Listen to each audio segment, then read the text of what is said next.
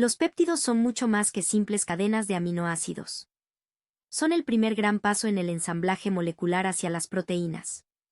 A través del enlace péptido, se conectan unidades químicas que, al unirse, adquieren nuevas propiedades, funciones y estructuras.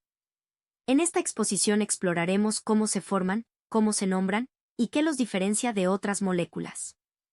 Veremos que muchos compuestos clave en nuestro cuerpo, como hormonas, neurotransmisores y hasta edulcorantes, son en realidad péptidos. Entenderlos es comprender la transición de lo simple a lo funcional en biología molecular. Así que prepárate para descubrir cómo estos pequeños gigantes bioquímicos se convierten en protagonistas de la vida celular. Antes de adentrarnos en el estudio de los péptidos, recordemos que todos ellos se construyen a partir de los 20 aminoácidos principales. Cada uno posee un nombre completo, una abreviatura de 3 letras y un símbolo de una sola letra que se usan de forma universal. Estas convenciones facilitan la escritura y lectura de secuencias largas, ya sea en forma de textos bioquímicos o representaciones en bases de datos. Tener clara esta simbología será esencial para comprender cómo se escriben y analizan los péptidos. El enlace peptídico es la unión fundamental que permite que los aminoácidos se encadenen para formar péptidos y proteínas. Se establece entre el grupo carboxilo de un aminoácido y el grupo amino de otro, liberando una molécula de agua en el proceso. Este tipo de enlace es una amida particular, plana y rígida, con carácter parcial de doble enlace debido a la resonancia. Esa rigidez confiere estabilidad estructural y limita la rotación, lo que influye directamente en el plegamiento de los péptidos. En la diapositiva se muestra un ejemplo especial, la cistina, formada por la unión de dos moléculas del aminoácido cisteína. Este enlace no corresponde a un enlace peptídico, ya que no ocurre entre el grupo carboxilo de un aminoácido y el grupo amino de otro, sino entre los grupos tiol, SH, de dos cisteínas. La reacción de oxidación genera un puente disulfuro S-S, que une de manera covalente ambas cadenas laterales. Este tipo de enlace es fundamental para la estabilidad estructural de muchas proteínas, ya que refuerza su plegamiento y resistencia. Sin embargo, es importante recalcar que, aunque une dos aminoácidos, no se considera un péptido. El papel de la cisteína y la formación de cistina será un tema de mayor profundidad en una próxima clase. Los péptidos se clasifican según el número de aminoácidos que los componen. Cuando contienen entre 2 y 10 aminoácidos, reciben el nombre de oligopéptidos. Si la cadena está formada por 10 a 50 aminoácidos, se denomina polipéptido, y cuando supera los 50 residuos, hablamos ya de una proteína. Esta clasificación es útil para comprender la transición entre moléculas simples y las macromoléculas complejas que ejecutan la mayoría de las funciones biológicas.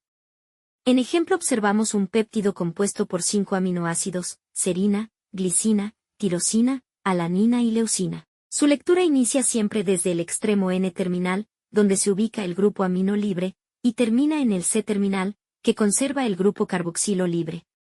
En este caso, el nombre completo sería seril, glicil, tirosil, alanil, leucina. Sin embargo, utilizar la nomenclatura completa resulta poco práctico en secuencias largas, razón por la cual se emplean abreviaturas de 3 letras, separadas de guiones, como en el ejemplo mostrado, o incluso de una sola letra, sin ningún tipo de separación, lo que simplifica enormemente la representación cuando se analizan proteínas con decenas o cientos de aminoácidos.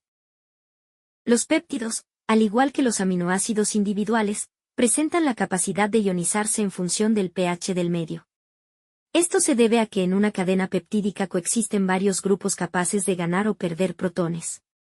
En primer lugar, siempre estarán presentes los extremos libres, el N-terminal, con un grupo amino susceptible de protonarse o desprotonarse, y el C-terminal, con un grupo carboxilo que también participa en equilibrios ácido-base. Además, algunas cadenas laterales de aminoácidos poseen grupos ionizables adicionales, como los carboxilos de ácido aspartico y glutámico, los grupos amino de lisina y arginina, o el anillo imidazol de la histidina.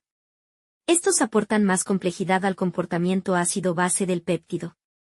El resultado es que un mismo péptido puede presentar diferentes estados de carga según el pH, pasando de formas catiónicas a aniónicas, con un punto intermedio en el que la carga neta es cero, el punto isoeléctrico. Comprender este fenómeno es clave para explicar cómo los péptidos y proteínas migran en técnicas de separación, como la electroforesis, o como actúan como sistemas amortiguadores en medios biológicos. Entre algunos ejemplos de péptidos conocidos tenemos al aspartame, un dipéptido sintético formado por el aminoácido ácido aspartico unido a fenilalanina metil-éster. Su interés radica en que, a pesar de ser un péptido muy pequeño, posee una función aplicada, se utiliza como edulcorante artificial, con un poder endulzante mucho mayor que el de la sacarosa. Este ejemplo muestra que, en algunos casos, los extremos N-terminal o C-terminal pueden reaccionar debido a la presencia de sus grupos libres, amino y carboxilo, que mantienen reactividad química y pueden sufrir modificaciones naturales o inducidas, influyendo en la estabilidad o función del péptido. Algunos péptidos actúan como hormonas, verdaderos interruptores de las células. Igual que un interruptor enciende o apaga la luz, estos péptidos activan o detienen procesos vitales dentro del organismo.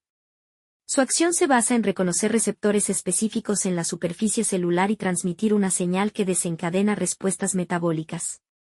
Un ejemplo es el glucagón, con 29 aminoácidos, estimula la producción de glucosa en el hígado cuando los niveles bajan. Es como encender un interruptor de emergencia que libera energía al organismo. La insulina, en cambio, con 51 aminoácidos, hace lo opuesto, promueve que la glucosa sea captada por las células y almacenada, actuando como un interruptor de ahorro y construcción de reservas. Cuando este equilibrio falla aparece la diabetes. Si el cuerpo no produce suficiente insulina, o las células no responden a ella, la glucosa se acumula en la sangre, generando daños a largo plazo en órganos vitales.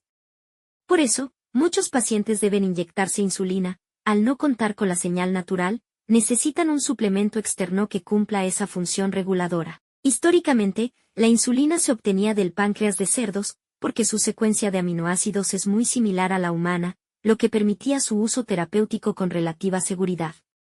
Hoy en día, gracias a la biotecnología, la insulina se produce mediante bacterias y levaduras modificadas genéticamente, que fabrican insulina humana recombinante a gran escala, más pura y más segura. Así, estos dos péptidos, glucagón e insulina, son ejemplos concretos de cómo la secuencia de aminoácidos puede convertirse en un interruptor vital para el equilibrio energético y la salud. La diferencia en el número y tipo de aminoácidos entre glucagón e insulina no es un detalle menor, refleja que cada secuencia específica define una función precisa. Así como un diseño distinto de un interruptor cambia su uso, la secuencia de aminoácidos determina la estructura tridimensional y, con ello, el papel exacto que el péptido desempeñará en la fisiología del organismo. La oxitocina y la arginina vasopresina son dos péptidos que resultan especialmente interesantes. Ambas moléculas tienen exactamente 9 aminoácidos y sus secuencias parecen casi idénticas, sin embargo, pequeñas diferencias en algunos residuos bastan para que desempeñen funciones totalmente distintas. La oxitocina actúa como un neuromodulador, regulando comportamientos sociales, patrones sexuales y la conducta parental. También es bien conocida por su papel en el parto y la lactancia, al estimular las contracciones uterinas y la eyección de leche. La vasopresina, por su parte, se conoce como hormona antidiurética. Su función principal es el control del equilibrio hídrico, regula la reabsorción de agua en los riñones, evitando pérdidas excesivas de líquidos. Lo llamativo es que, pese a ser tan parecidas, la sustitución de apenas uno o dos aminoácidos en sus cadenas laterales modifica el reconocimiento de sus receptores específicos, lo que cambia por completo el mensaje que transmiten a las células. Este ejemplo demuestra que en bioquímica, un cambio pequeño en la secuencia puede traducirse en un impacto enorme en la función biológica. Así, oxitocina y vasopresina ilustran la precisión del código de los aminoácidos, dos péptidos casi gemelos, pero con funciones vitales radicalmente diferentes para el organismo. En los sistemas biológicos, diferentes proteínas y péptidos suelen coexistir en una misma solución fisiológica o incluso dentro de un organelo celular. Para poder estudiarlos o utilizarlos, es necesario separarlos y purificarlos. Esto se logra aprovechando propiedades como la carga eléctrica, el tamaño, la solubilidad o la afinidad por otros compuestos. A este proceso se le denomina fraccionación. Entre los métodos, la cromatografía es el más potente y versátil, ya que puede adaptarse según la naturaleza de la proteína o péptido a separar. La cromatografía en columna es uno de los métodos más empleados para separar proteínas y péptidos.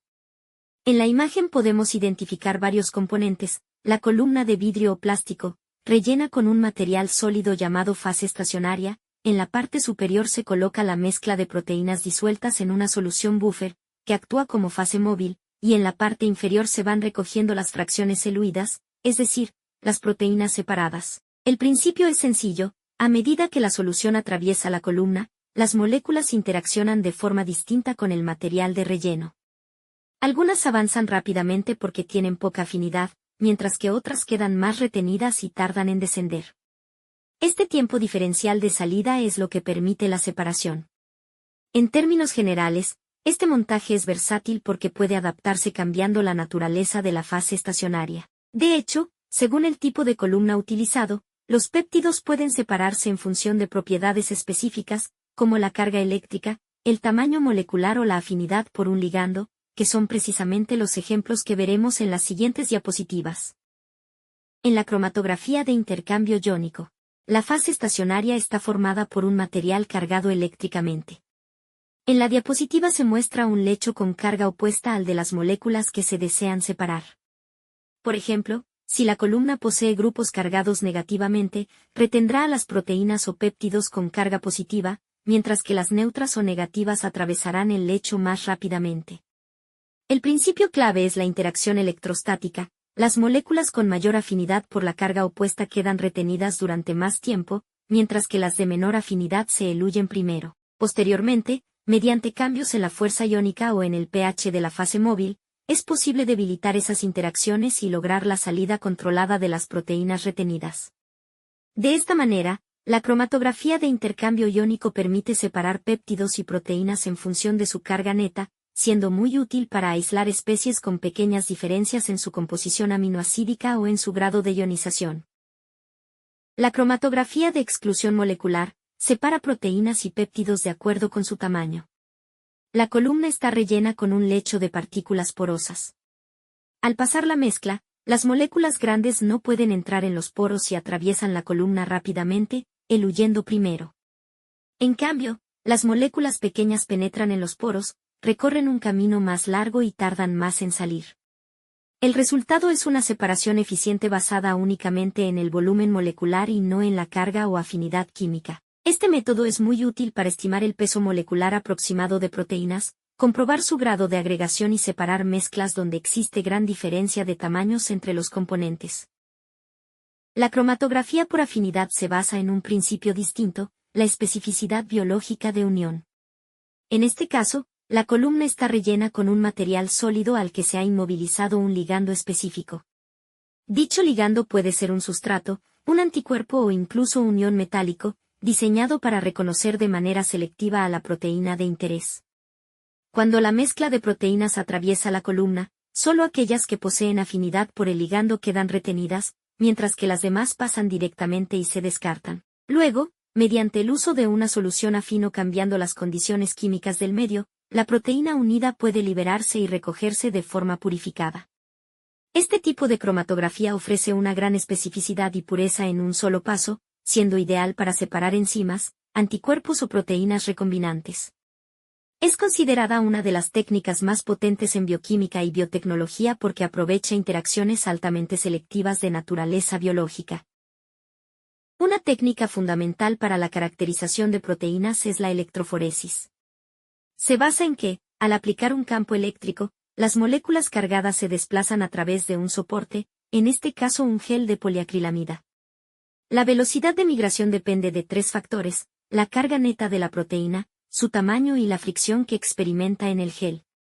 Este principio se resume en la fórmula, mu igual a V sobre E igual a Z sobre F, donde mu es la movilidad electroforética, V la velocidad de migración, E la intensidad del campo eléctrico, Z la carga neta de la molécula y F el coeficiente de fricción, directamente relacionado con el tamaño y forma de la proteína. Para estandarizar el análisis se emplea el SDS, dodesil sulfato de sodio.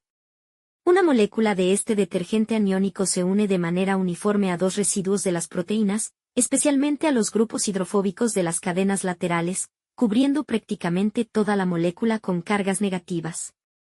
El resultado es que las proteínas pierden su conformación activa y adquieren una carga proporcional a su masa, independientemente de su secuencia original. De esta forma, En un gel con SDS, la separación de proteínas ocurre principalmente en función de su tamaño molecular, ya que la influencia de la carga y la forma queda eliminada. Las imágenes de la diapositiva ilustran este proceso. Proteínas cargadas por el SDS migran en la matriz de poliacrilamida, desplazándose más rápido las más pequeñas y más lento las de mayor tamaño.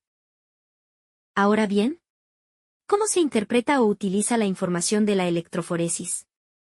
La clave está en comparar el recorrido de una proteína desconocida con el de proteínas patrón de peso molecular conocido. En una primera corrida, se coloca una mezcla de estándares, que se desplazan por el gel y permiten construir una curva de calibración. Esta curva se elabora graficando el logaritmo del peso molecular de los patrones frente a la distancia recorrida en la celda. Una vez obtenida la curva, se corre la muestra con la proteína problema. Midiendo su distancia de migración y ubicándola en la gráfica, se puede estimar su peso molecular. Este dato es muy útil como una primera aproximación para identificar el tamaño de la proteína o péptido, inferir el posible número de aminoácidos que lo conforman y, en algunos casos, detectar si existen subunidades asociadas. Aunque no es una técnica definitiva para resolver estructuras, la electroforesis con patrones proporciona una estimación rápida, confiable y de bajo costo, que sirve como base para estudios posteriores de caracterización más específicos. Para conocer el punto isoeléctrico de una proteína se emplea una variante de la electroforesis llamada enfoque isoeléctrico. A diferencia de la técnica anterior, aquí se utiliza una celda tubular con un gel que contiene un gradiente de pH. El principio es sencillo. Al aplicar un campo eléctrico, la proteína migra a través del gradiente hasta llegar al pH en el que su carga neta es cero. En ese punto ya no experimenta atracción hacia el ánodo ni hacia el cátodo, y por lo tanto se detiene. Ese valor de pH corresponde a su punto isoeléctrico. Al inicio, las proteínas se encuentran cargadas positiva o negativamente y comienzan a moverse en direcciones opuestas según su carga. Conforme atraviesan el gradiente, su carga se va modificando en función del pH. Finalmente, cada proteína alcanza el punto en el que su carga neta es nula, quedando enfocada en una posición fija dentro del gel. La tabla de la derecha presenta ejemplos de PI de proteínas conocidas, mostrando cómo cada una se detiene en un punto característico del gradiente. Estos valores sirven como referencia y permiten comparar proteínas de interés con estándares bien establecidos. En conjunto, esta técnica ofrece una manera precisa de identificar proteínas en función de su punto isoeléctrico, lo que complementa la información obtenida sobre su peso molecular en la electroforesis convencional. Por último, existe la electroforesis bidimensional o 2D, PAGE, que combina en un solo análisis las dos propiedades más importantes de una proteína, su punto isoeléctrico y su peso molecular. El procedimiento se ejecuta en dos pasos. Primero, las proteínas se separan en un gel con gradiente de pH, donde cada una migra hasta alcanzar su pi, quedando enfocada en una posición específica. Luego, esa misma franja de gel se coloca en una segunda celda con SDS PAGE, la electroforesis inicial, donde la separación se da en función del tamaño molecular. El resultado, mostrado en la imagen, es un patrón de puntos distribuidos en dos dimensiones. El eje horizontal refleja los valores del punto isoeléctrico y el eje vertical el peso molecular. Cada punto corresponde a una proteína distinta. Esta técnica es muy poderosa porque permite distinguir decenas o incluso cientos de proteínas en una sola corrida, revelando diferencias sutiles como isoformas, modificaciones posttraduccionales o cambios en la expresión proteica entre distintas condiciones biológicas.